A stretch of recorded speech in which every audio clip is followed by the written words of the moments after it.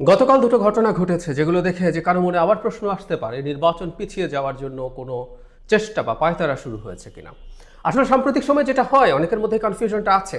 কনফিউশনটা থাকা খুব যৌক্তিক আমি মনে করি না, কিন্তু কনফিউশনটা আছে। একটা হচ্ছে এনসিপির একটা বক্তব্য যে তারা তফসিল ঘোষণার ক্ষেত্রে বেগম খালেদা জিয়ার অসুস্থতা মাথায় রেখে অসুস্থতার মধ্যে যে প্রেক্ষাপট তৈরি হয়েছে সেটাকে বিবেচনায় রাখার কথা বলছে, এবং তাদের কথার মধ্যে যথেষ্ট ইঙ্গিত আছে প্রয়োজনে তফসিল পিছিয়ে দিতে হবে। এই ধরনের একটা আলাপ, এটাই সবচেয়ে গুরুত্বপূর্ণ। এটা নিয়েই মূলত কথা বলতে চাই, এবং এটা আমরা খোঁজার চেষ্টা করবো এনসিপি এই ধরনের বক্তব্য আসলে কেন এনেছে। এটা কি নির্বাচন পিছিয়ে দেওয়ার খেলার কোনো অংশ, নাকি অন্য কিছু? আরেকটা হচ্ছে একটা রাজনৈতিক দল, সেটা নাম হচ্ছে বাংলাদেশ কংগ্রেস। তার সাধারণ সম্পাদক তিনি একজন আইনজীবী। তিনি ত্রয়োদশ সংসদ নির্বাচনের সব কর্মকাণ্ড স্থগিত করার কথা বলছেন। এটাকে কগনিজেন্সে নেওয়া উচিত বলে মনে করি না। যেসব উদ্ভট কথাবার্তা ওখানে বলা হয়েছে এটা খুবই অযৌক্তিক। যেমন নির্বাচন কমিশন যে বিভিন্ন পর্যায়ে নির্বাচন কমিশনের বাইরের কর্মকর্তা নিয়োগ করছেন, যেমন আমরা জানি রিটার্নিং অফিসার অনেক ক্ষেত্রেই, বা এখন পর্যন্ত অন্তত যেটা হয় যে সরকারের ডিসিরা হন, অ্যাসিস্ট্যান্ট রিটার্নিং অফিসার হন, উপজেলা মানে ইউএনওরা, এটাকে তারা এক ধরনের চ্যালেঞ্জ করার চেষ্টা করে বলছেন সব স্থগিত করে দিতে হবে। এটা নাকি সংবিধানের সাথে সাংঘর্ষিক। ভুল কথা। আর্টিকেল 120 পড়লে যে কেউ বুঝবেন নির্বাচন কমিশন চাইলে তাকে যে কোনো রকম কর্মকর্তা দিতে পারে।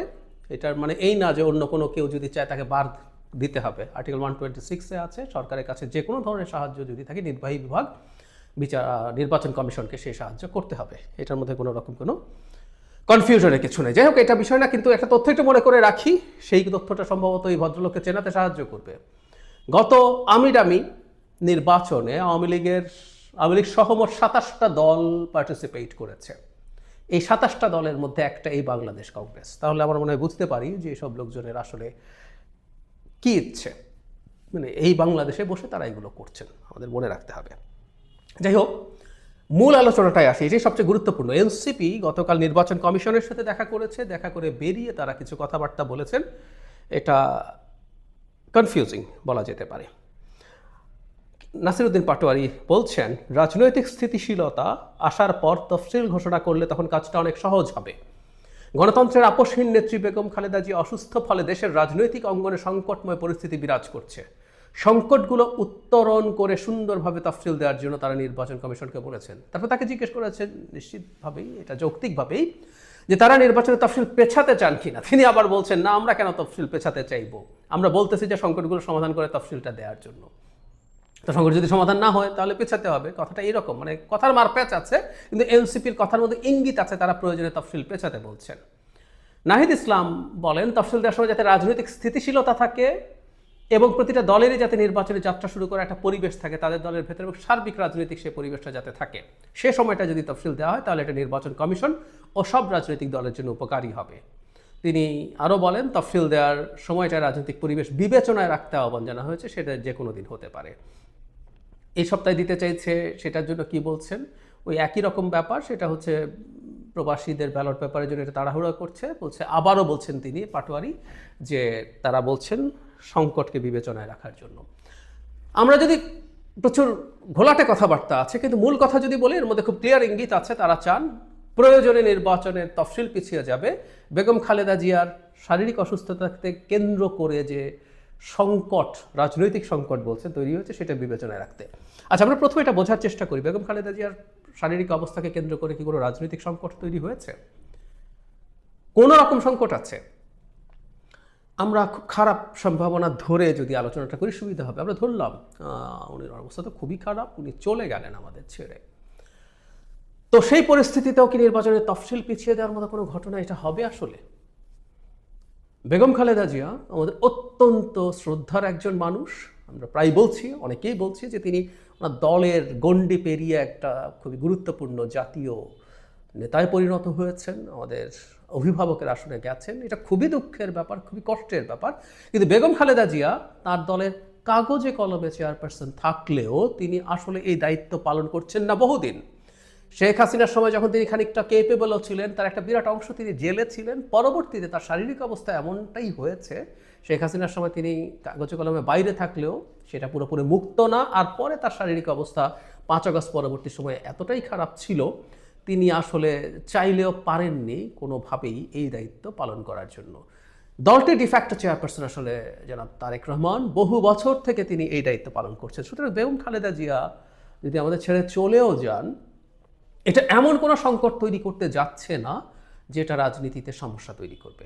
তার চাইতে বড় কথা হচ্ছে এই, যদি সেটা হয়ও, এটা সমস্যা যদি কারো তৈরি করে, সেটা হচ্ছে বিএনপির সমস্যা তৈরি করবে। বিএনপি কি নির্বাচনের তফসিল পেছানো চাইবে? আমি মনে করি কোনোভাবেই চাইবে না। বিএনপি চাইবে এই নির্বাচনটা যেই শিডিউলের মতো বলা হচ্ছে তার মধ্যেই হতে হবে, কারণ এটা পেছানো মানেই হচ্ছে ঈদের পর নির্বাচন চলে যাওয়া এবং সেটা খুবই আনসার্টেন হয়ে যাবে। সুতরাং এনসিপির এই আলোচনাটা দেখে যে কেউ আমরা বুঝতে পারি খুবই অযৌক্তিক কথা তারা বলছেন, কিন্তু বলছেন। রাজনীতিতে মাঝে মাঝে মানুষ অযৌক্তিক কথাও বলেন, তারা আসলে কোনো একটা কারণে, আমরা আসলে ওই কারণটা খুঁজতে চাই।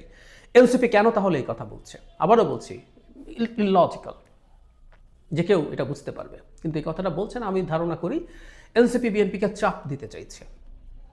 এখন প্রশ্ন, কেন চাপ দিতে চাইছে? আমার ইন্টারপ্রিটেশন, আমার অনুমান, আমার ব্যাখ্যা, এনসিপি বিএনপির সাথে নেগোসিয়েশনে গেছে এবং এই নেগোসিয়েশনের সময় যেটা হয়, বড় দল কতটুকু ছাড় দেবে না দেবে সেটা নিয়ে সে খুবই হিসেব নিকেশ করে। আর বিশেষ করে এবার তার এমন কোনো কম্পিটিশন নেই যে তার জন্য তাকে প্রচুর ইমেজ বিল্ডিং করতে হবে। বিএনপি খুব সহজেই বিভিন্ন জায়গায় জিতে যাবে। বরং আমি আবারও বলছি, বিএনপি যেসব সিট ছাড়বে সেই সিট অনেকগুলোতেই পরাজিত হওয়ার সম্ভাবনা থাকবে যদি আরপিওর ওই আইনটা বা বিধিটা চেঞ্জ না করা হয়। যে আগে যেমন জোটের যে কারো মার্কা নিয়ে যে কেউ নির্বাচন করতে পারতো, অর্থাৎ বিএনপির জোটের লোকজন ধানের শীষ নিয়ে নির্বাচন করতে পারতো, এবার যদি আরপিও আবার সংশোধিত না হয় তাহলে সেটা পারবে না।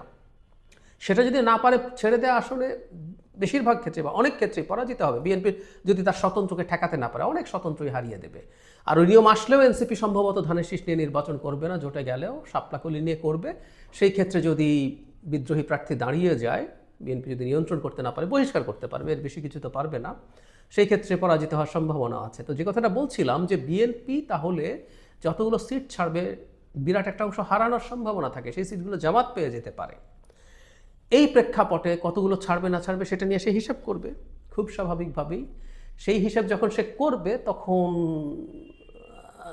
অন্য দল যে আছে সে চাপ দেওয়ার চেষ্টা করবে।